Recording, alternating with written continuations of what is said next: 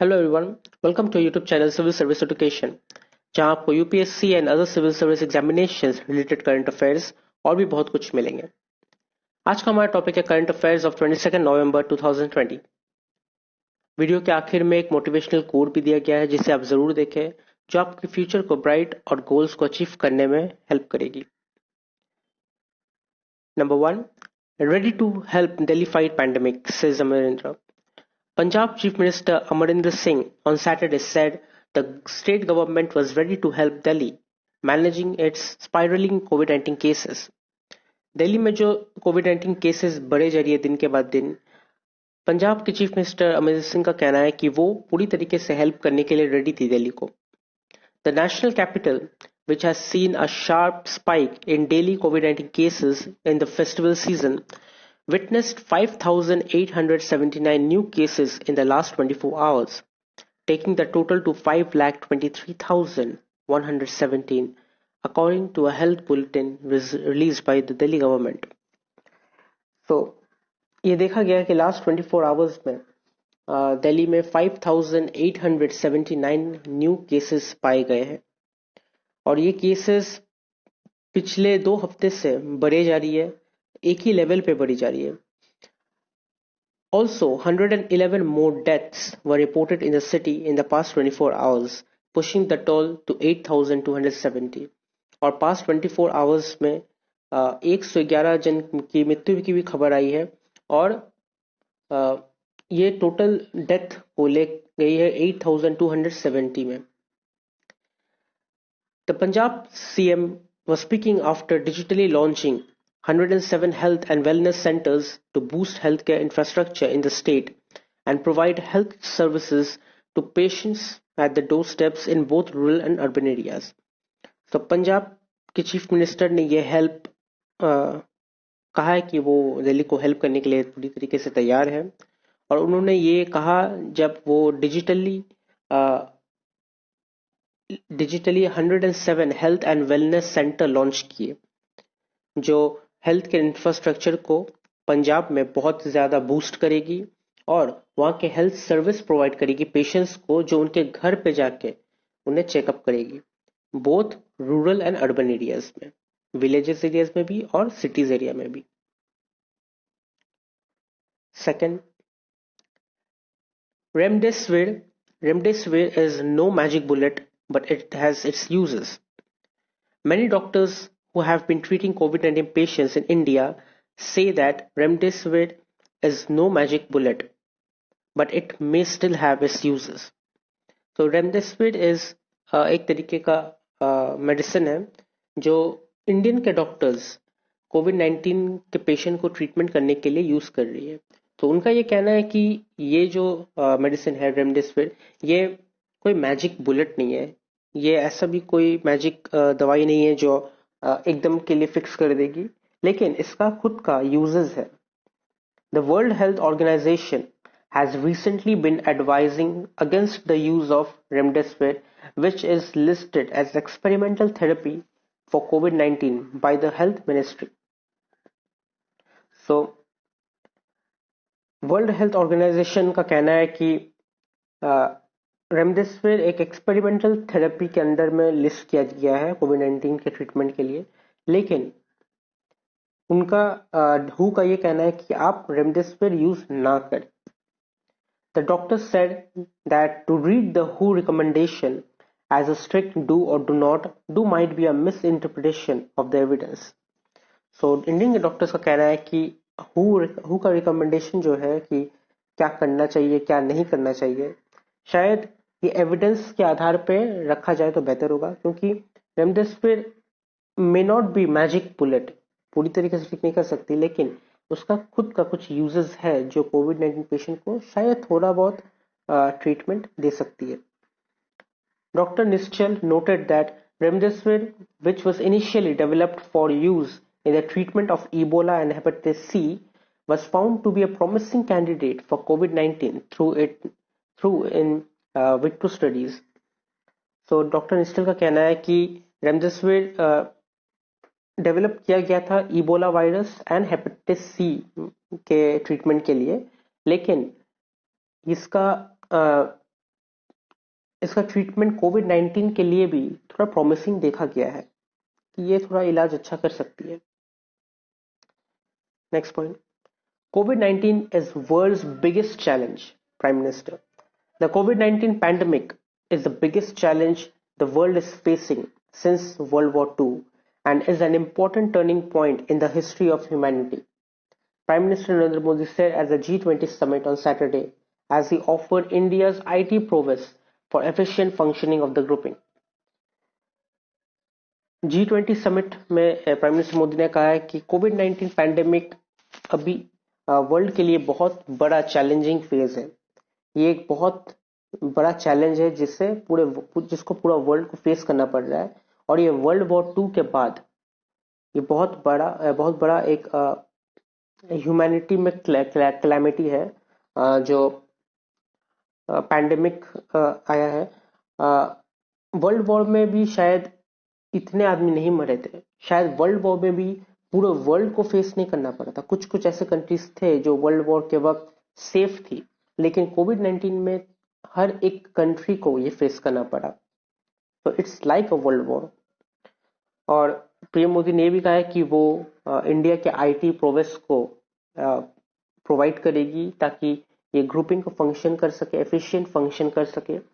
और mister Modi also said that work from anywhere is a new normal in the post-COVID world and suggested creation of a virtual G20 secretariat. तो उनका ये भी कहना है कि work from home, work for anywhere ये एक नया नॉर्मल बन चुका है, ये एक नया जॉब बन चुका है। आप घर से काम कर रहे हैं और ये कोविड की वजह से ये work from anywhere, work from home का एक नया चेहरा दिखाई दिया है। सो उनका ये सजेशन है कि G20 को भी वर्चुअल सेक्रेटरी बनाया जाए, G20 का भी एक वर्चुअल सेक्रेटरीट किया जाए जो कभी कभी वर्क फ्रॉम एनीवेयर की तरह काम करे। Next point, ethics of denying COVID-19 vaccine to placebo group.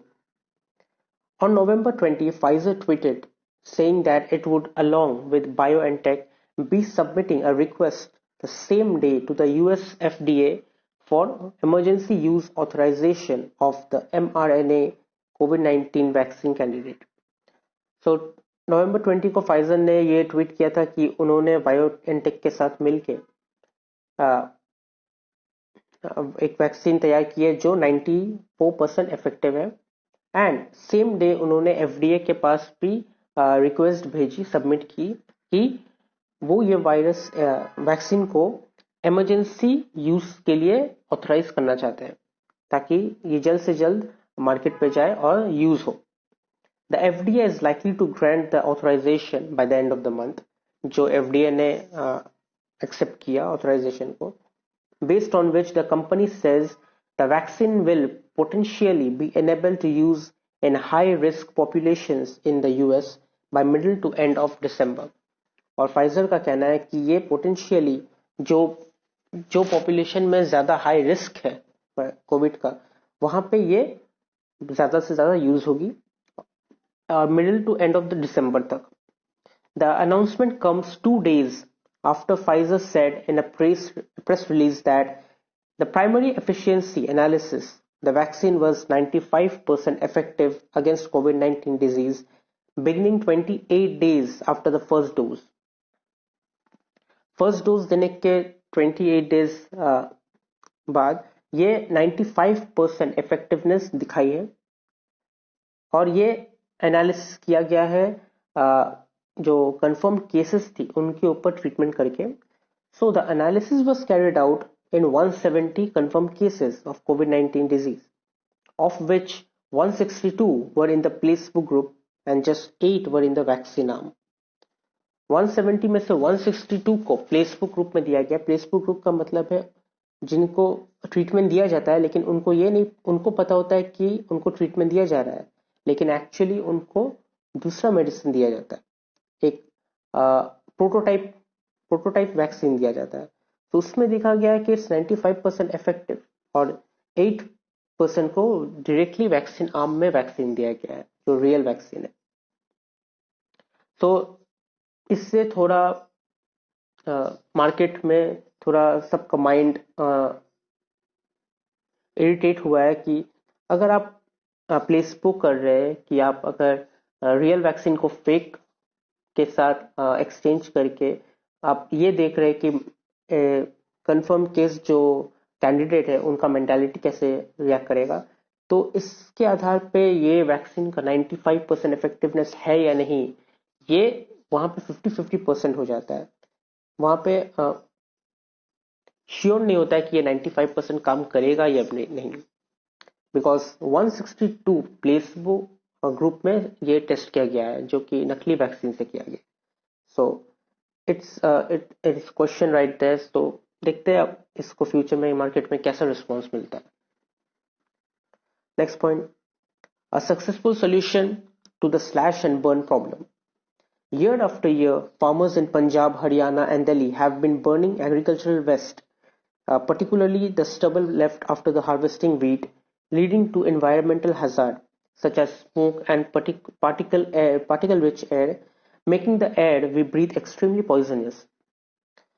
So, year after year, Punjab, Haryana, Delhi, Rajasthan, हर जगह, ईस्ट वेस्ट के हर जगह पे एग्रीकल्चर वेस्ट को बर्न किया जाता है। जो स्टबल बर्निंग होता है, जो वीट, जब वीट को हार्वेस्ट किया जाता है, वीट को हार्वेस्ट करने के बाद उसका जो वेस्ट रह जाता है, स्टबल रह जाता है, उसको जला दिया जाता है, क्योंकि उसे डिकम्पोज करने में या फिर उसे हटाने में शायद फार्मर्स लोग को बहुत वक्त लगता है। सो वो उनके लिए क्विक काम होता है कि उसे जला दिया जाए, लेकिन ये जला देने में बहुत प्रॉब्लम होती है, क्योंकि वो जो स्टबल बर्निंग होती है उससे एनवायरमेंटल हैजार्ड्स होता है, जिसकी धुआं जो होती है वो बहुत ज्यादा रिच पार्टिकल्स में उसमें बहुत ज्यादा रिच पार्टिकल होती है जो एयर को बहुत ज्यादा पॉइजनस बना देती है। तो जो एयर हम लोग ब्रीथ कर रहे हैं उसमें अगर पॉइजन हो तो ऑब्वियसली अगर आप अस्थमा के पेशेंट हैं या फिर आप न्यू बॉर्न बेबी है तो आपको बहुत ज्यादा प्रॉब्लम होगी, आप सांस नहीं ले पाएंगे। The government of Delhi has recently come up with a viable solution to handle this problem of stubble burning, thanks to its collaboration with the Indian Agriculture Research Institute at Pusa in the city called Pusa Decomposer. So, government of Delhi एक बहुत अच्छा viable solution निकाली है जो Indian agriculture research institute के साथ collaborate करके बनाई गई है, जिसका नाम दिया गया है पूसा डिकम्पोजर। तो ये पूसा डिकम्पोजर काम कैसे करता है?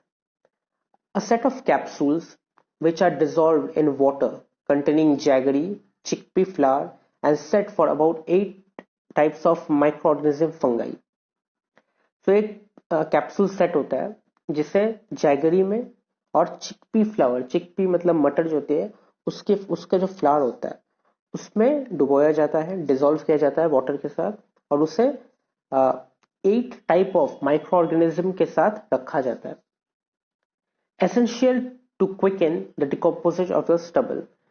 और ये माइक्रो ऑर्गेनिजम्स क्यों रखा जाता है? क्योंकि माइक्रो ऑर्गेनिजम्स हेल्प करता है डिकम्पोज करने में, वो खाते हैं तो वो डिकम्पोज हो जाता है। This is then fermented for 3 to 4 days, 3 से 4 दिन तक इसे फर्मेंटेड किया जाता है, रख दिया जाता है, और उसके बाद the liquid so obtained is ready to be sprayed in the farmer's field in order to decompose the leftover biomass. उसके बाद 3 से 4 दिन जब फर्मेंटेड हो जाती है ये वाटर, उसके बाद उसे जो स्टबल बर्निंग का जो स्टबल जो वीट है, जो लेफ्ट ओवर वेस्ट है उसके ऊपर स्प्रे कर दिया जाता है, ताकि लेफ्ट ओवर जो बायोमास है वो डिकम्पोज हो जाए, डिकम्पोज होके मट्टी में ही मिल जाए। और इससे एक और चीज फायदा होता है, डिकम्पोज करने के बाद वहां की जो सॉइल है वो और ज्यादा फर्टाइल हो जाती है, क्योंकि ये जो सेट ऑफ कैप्सूल से जो फर्मेंटेड वाटर बनाया गया है उसमें माइक्रो ऑर्गेनिजम्स भी है और आपका डिकम्पोज्ड मटेरियल्स भी है जो आपके सॉइल को और ज्यादा फर्टाइल कर देगी। Next point, from lack of beds to rise in poverty, house panel flags COVID. Unexpected spending on health after being hit by the COVID-19 may have pushed many families below the poverty line, a committee of parliament has observed. So, COVID-19 के आने के बाद ये एक unexpected thing था, ये unexpected spending था। ऐसा बहुत फैमिली थे जिनको कोई प्रॉब्लम नहीं था, लेकिन कोविड-19 हिट हुआ, उनको कोरोना हुआ, तो उनके लिए ये एक अनएक्सपेक्टेड स्पेंडिंग हो गया उनके मनी का, और जिसके वजह से स्पेशली मिडिल क्लास और लोअर क्लास मेंबर्स जो होते हैं सोसाइटी के, जिनका इकोनॉमी, जिनका इनकम बहुत लो है, उनके लिए ये बहुत बड़ा प्रॉब्लम हुआ, क्योंकि उनको ये अनएक्सपेक्टेड स्पेंडिंग करना पड़ा। उनको ये डिजीज हुआ, उनको स्पेंड करना पड़ा मनी, उनको बहुत खर्चे हुए, और वो लोग पॉवर्टी लाइन में आ गए। तो ऐसे ही बहुत सी फैमिलीज है जो पॉवर्टी लाइन पे आ गई है कोविड-19 के दौरान। Delivery of health care services was severely impacted after outpatient departments in hospitals were shut down during the lockdown, and women bore the brunt of the disruption, the panel has said in its report. So, health care service का जो delivery होता है, जो जो health care service provide करती है, rural areas में हो या फिर अर्बन एरियाज में हो, लॉकडाउन की वजह से जो आउट पेशेंट डिपार्टमेंट्स है, ओपीडी डिपार्टमेंट्स जो है, वो शट डाउन हो गई थी। तो इससे बहुत प्रॉब्लम हुआ था, स्पेशली वुमेन्स को बहुत ज्यादा प्रॉब्लम हुआ था। The parliamentary standing committee on Health and Family Welfare assessed the response of the government to contain the novel coronavirus pandemic and mitigate its impact. So, Parliamentary Standing Committee on Health and Welfare, Family Welfare जो है, उन्होंने government का ये action, government का response को assess किया, और corona virus pandemic के वजह से जो इम्पैक्ट हुआ है सोसाइटी के ऊपर, उसको मिटिगेट करने का फैसला किया, उसे कम करने का या ठीक करने का फैसला किया। The committee has submitted its report titled The Outbreak of Pandemic COVID-19 and Its Management to Rajya Sabha Chairman N. Venkaiah Naidu. So, ये जो कमिटी है, ये कमिटी ने अपना रिपोर्ट सबमिट किया, जो रिपोर्ट का टाइटल दिया गया है the outbreak of pandemic covid and it's management. Next, supreme court holds high court order on center's exotic animal scheme. The Supreme Court has upheld the Allahabad High Court order, which said that no one can be prosecuted upon declaration of acquisition or possessioning of exotic wildlife species between June and December under the Center's amnesty scheme. So, Allahabad High Court का कहना है कि अगर कोई इंसान अपने पास exotic wildlife species रखता है, उसको possess करता है, या उसे एक्विज करता है, खरीदता है, तो उसके ऊपर कोई प्रोसिक्यूशन चार्जेस नहीं लगे। The governments of amnesty scheme is aimed at developing N inventory of exotic life species with in India. तो ये जो गवर्नमेंट एमनेस्टी स्कीम है, ये एम करती है कि इंडिया में एग्जॉटिक लाइफ स्पीशीज हो, ये इंडिया को एक अलग रूप देगी। Regulating their import and maintaining stock of import exotic life species, to maintain statutory records of stock, change in stock due to any death, transfer within India and acquisition of further stock.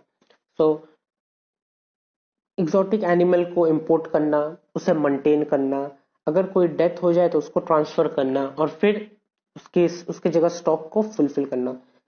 इससे क्या होगा, ये exotic animals ये India में रहेगी, और India को एक अलग इमेज बनेगी। So that will create India's another image of exotic wild life in animal scheme की तरह। Next point, India to double oil refining capacity in 5 years, says PM. India plans to nearly double its oil refining capacity in the next 5 years, Prime Minister Narendra Modi said on Saturday, offering a much more aggressive timeline than previously despite the coronavirus pandemic blighting the economy. Coronavirus pandemic Indian economy को बहुत ज्यादा contract कर रही है, गिरा दे रही है, लेकिन स्टिल नरेंद्र मोदी का कहना है कि इंडिया प्लान कर रही है कि वो अपना ऑयल रिफाइनिंग कैपेसिटी को डबल कर दे नेक्स्ट 5 years के लिए। तो अगर आज 5 है तो 10 कर दिया जाएगा for next 5 years। For example, the country's energy minister said India's oil refining capacity could jump to 450 to 500 million tons in 10 years from the current level of about 250 million tons. So, as I said, 250 million ton फिलहाल है और उसे next 10 years तक double कर दी जाएगी, जो 450 to 500 million ton तक की जाएगी। सो इससे क्या होगा, इससे ऑयल रिफाइनिंग, इससे प्राइस और ज्यादा बढ़ेगा और इकोनॉमी को भी बूस्ट मिलेगा। Next point, US Taiwan step up economic partnership. The US and Taiwan are stepping up cooperation in a newly created economic dialogue, in another move from outgoing Trump administration to increase official exchange with the self-ruled island. So as we all know, Taiwan China का ही एक part था, लेकिन फिलहाल Taiwan एक self ruled island है जो खुद को अपना एक कंट्री बताती है। लेकिन चाइना दूसरे हाथ पे कहते हैं कि ताइवान उनकी ओन टेरिटरी में आता है, वो उनका ओन है और वो अगर चाहे तो वो मिलिट्री फोर्स के साथ उसे रीयूनाइट कर सकती है फोर्सफुली। लेकिन यूएस ताइवान के साथ इकोनॉमिक पार्टनरशिप की है और ट्रम्प एडमिनिस्ट्रेशन के साथ एक ऑफिशियल एक्सचेंज करके एक नया इकोनॉमिक स्कीम के साथ पार्टनर कर लिया गया है। The two sides signed a 5-year agreement establishing the US-Taiwan Economic Prosperity Partnership Dialogue, which is meant to be held annually. So US और ताइवान ने इकोनॉमिक प्रॉस्पेरिटी पार्टनरशिप डायलॉग को sign किया और 5 ईयर का अग्रीमेंट किया और ये annually ये मीटिंग हेल्ड होती रहेगी। The deal falls short of a long desired bilateral trade agreement, but is a significant step that increased ties between Washington and Taipei. So ये एक बहुत पहले से होती आ रही थी, लेकिन हमेशा ये डील शॉर्ट पड़ जाती थी, लेकिन अभी ये ट्रीटमेंट अग्री हो गई। So इससे दो चीजें पता चलती है।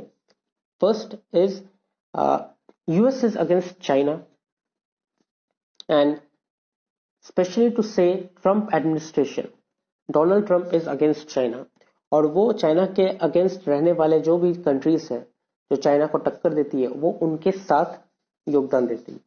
So Taiwan is saying they are not part of China. Taiwan कह रही है कि वो चाइना के पार्ट नहीं है, लेकिन चाइना कह रहा है कि ताइवान उनका ही पार्ट है। सो चाइना के अगेंस्ट जाने के लिए ताइवान का हेल्प किया यूएस ने। एंड इससे एक और चीज होती है, ट्रम्प आने वाले प्रेसिडेंट जो बाइडेन के लिए और ज्यादा मुसीबत क्रिएट कर रही है। जो बाइडेन सोच रही थी कि वो चाइना के साथ टाइज थोड़ी अच्छी कर लेगी, लेकिन अच्छी करने का रीजन ये था कि चाइना अभी खुद को वर्ल्ड का पावरफुल नेशन समझता है, लेकिन जो बाइडेन कहना चाहते हैं कि वो अमेरिका को ही नंबर 1 रखेंगे और इसके लिए वो चाइना को कोई और कॉन्ट्रैक्ट, कोई और स्कीम के द्वारा बीट करेगी। लेकिन ट्रम्प एडमिनिस्ट्रेशन चाइना के अगेंस्ट लगी रह रही है, इससे बाइडेन को भी बहुत ज्यादा प्रॉब्लम हो सकती है। So China, which views Taiwan as its own territory to be reunited by force if necessary, has criticized such steps as provocation. तो चाइना जो पहले भी कह चुकी है कि हम लोग फोर्सफुली आपको अपना अंडर ला सकते हैं क्योंकि आप मेरे ही टेरिटरी के अंडर में हो, तो वो ये जो स्टेप किया गया है यूएस ताइवान का जो इकोनॉमिक पार्टनरशिप हुआ है, चाइना इसको एक प्रोवोकेशन के आधार पर क्रिटिसाइज कर रही है। नेक्स्ट पॉइंट, आज के दिन का कोई भी इंपॉर्टेंट डेज नहीं है, 22 नवंबर का कोई इंपॉर्टेंट डेज नहीं है। तो last but not the least is today's quote, और आज का कोट है, to be successful you must accept all challenges that comes your way, you can't just accept the ones you like. अगर आपको successful होना है तो आपको जो भी चैलेंज दी जाएगी आप उस पर खरे उतरेंगे, आपको वो चैलेंज को कंप्लीट करना पड़ेगा। ऐसा नहीं है कि आप खुद चैलेंज चूज करेंगे कि नहीं मुझे ये चैलेंज करना है, मुझे ये चैलेंज करना है, ये मेरे लिए इजी है, ये हम मेरे लिए इजी है, मैं ये करूंगा। नहीं, तब आप सक्सेसफुल नहीं हो पाएंगे। आपको आपके वे से बाहर जाना पड़ेगा, आपको आपके दायरे से बाहर जाना पड़ेगा और वो चैलेंजेस एक्सेप्ट करने पड़ेंगे जो आपको वर्ल्ड देगी। आपको जो चैलेंजेस दी जाएगी आप उसे फेस करेंगे, आप उसे कंप्लीट करेंगे और तब आप जाके सक्सेसफुल बनेंगे।